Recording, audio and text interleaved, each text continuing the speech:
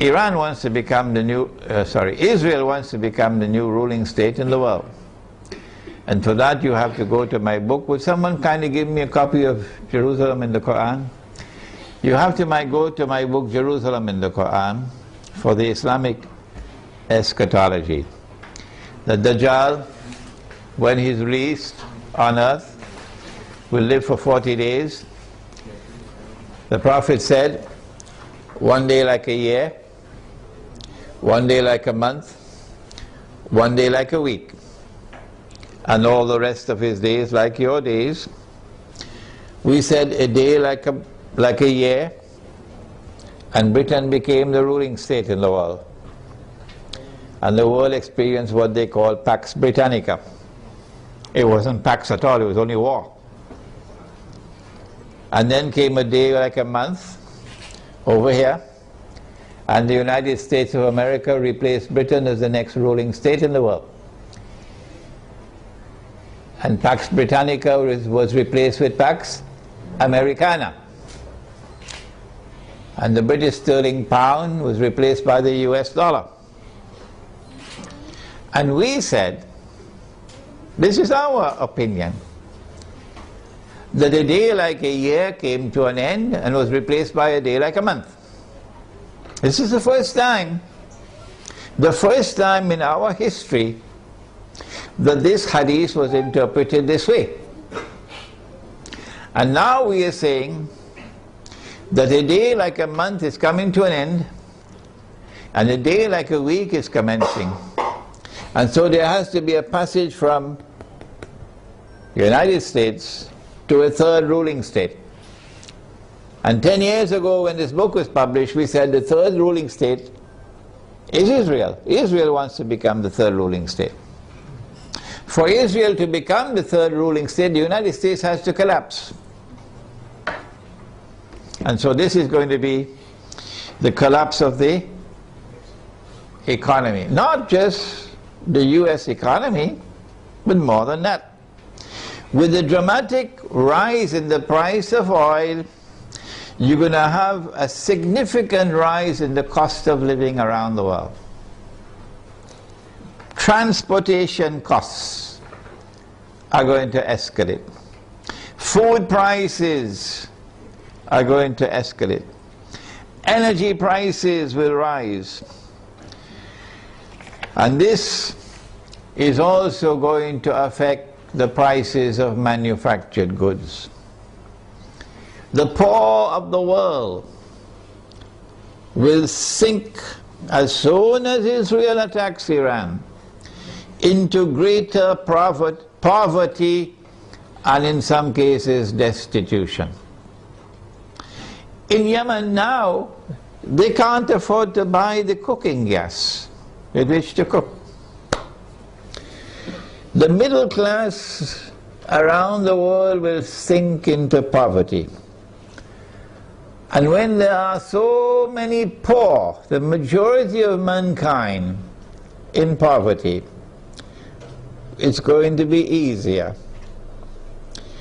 It's going to be easier to rule the world. With people who are too poor to organize themselves, to resist oppression and resist slavery. How should we respond to this impending economic collapse, financial and monetary collapse? How should we respond to the imminent rise of the cost of living around the world? How should we respond? My opinion, and I'd love to hear your opinion before we end tonight. My opinion is to go to that hadith of the Prophet sallallahu ta'ala alayhi wasallam. He said about Akhirul Zaman, he said, if you have land, hold on to your land. You're familiar with that, aren't you? And he said, if you have animals, hold on to your animals. And then a man asks, O Messenger of Allah, what about if we have neither land nor animals? He said, sharpen your sword.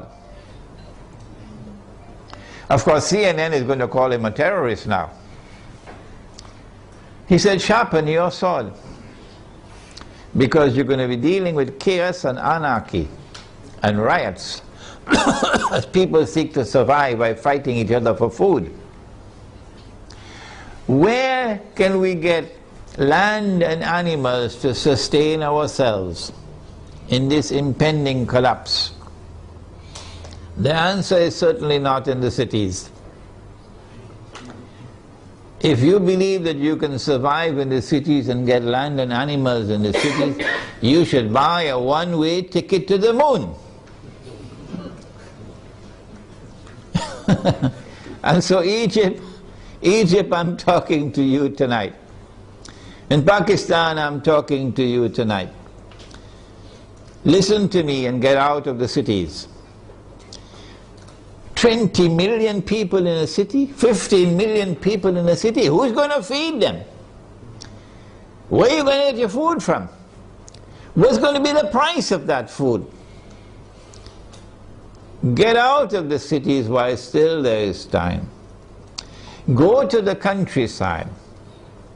Go to where rain falls. Go to where there is water. And produce your own food. Dairy crops, food crops, dairy farming, milk and meat, so that you can survive the storm that is coming. Ensure there is water supply. Do not depend on oil for energy. Use natural energy. A bicycle is natural energy. Wind, solar energy, water energy. Number two, live in small communities, because small communities can more easily sustain themselves without having to be dependent on supplies of food from outside the communities.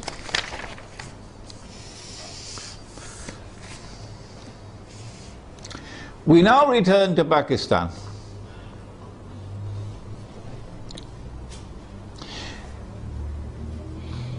An attack on Iran can be launched simultaneously with an attack on Pakistan.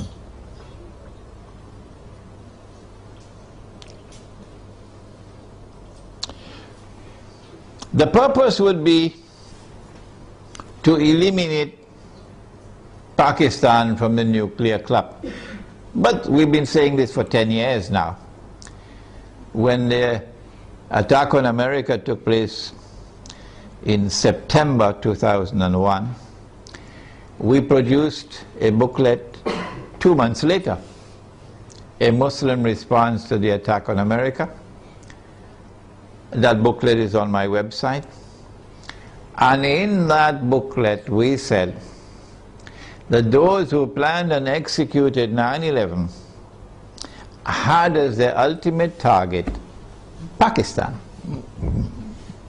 And they put the blame on Afghanistan so that they could put their troops in Afghanistan, so that they'll be advantageously located for moving in on the final target, which is Pakistan. Why Pakistan? Why is Pakistan so important? The answer is Pakistan is a member of the nuclear club. It is the only Muslim country which possesses nuclear weapons. And according to the Bible of the Zionists, no Muslim country must be able to defend itself. The Zionist Bible says that no Muslim country must have nuclear weapons. But the Zionist Bible says Israel can have as many nuclear weapons as it wants. And Israel should be able to also use its nuclear weapons according to their moral law. And because Pakistan has nuclear weapons, Pakistan has to be denuclearized. Their strategy for denuclearizing Pakistan appeared to me 10 years ago to be to try to so destabilize Pakistan that there may be civil war in Pakistan, and then use that civil war as an excuse that we have to save the world from a nuclear holocaust. We have to save the world from nuclear weapons landing in the hands of terrorists. And so we have a mission. For the sake of mankind, we have to attack and invade Pakistan and destroy the nuclear plants in Pakistan and destroy the nuclear weapons in Pakistan, and also break up Pakistan into bits and pieces so it can never rise again. When that happens, of course, we must have a Zionist friend to take over and control all the pieces. And it is time for Muslims around the world to recognize, including Muslims in Iran, that Israel's most strategic partner, most strategic ally in the world today, after the United States, is India, with Saudi Arabia neck and neck behind India.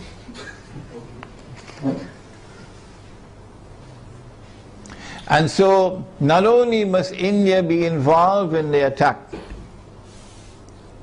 but also when the attack takes place on Pakistan, and if it succeeds, then in the sequel it is India who must now control the region on Israel's behalf.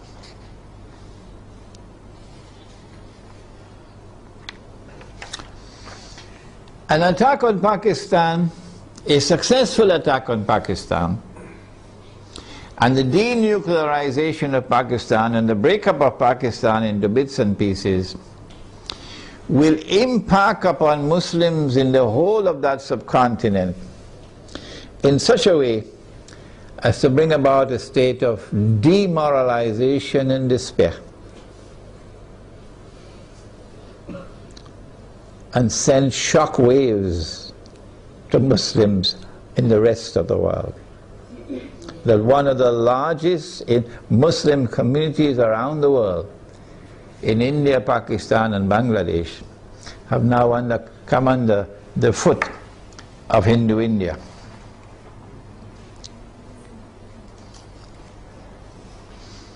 So India will rule the entire South Asia with NATO in control in Afghanistan.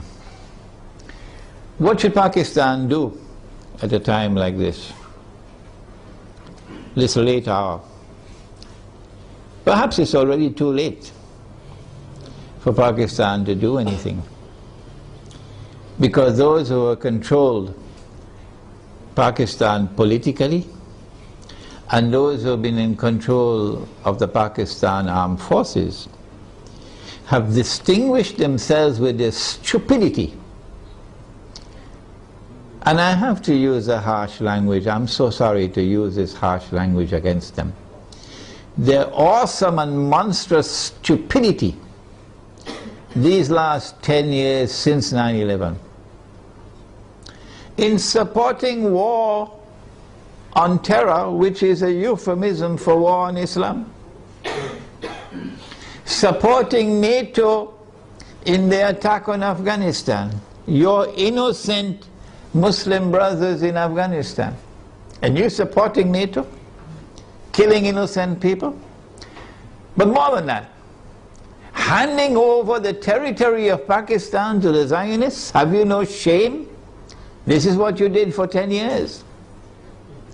That all the NATO supplies going to Afghanistan went to the territory of Pakistan, and it took you 10 years to stop it.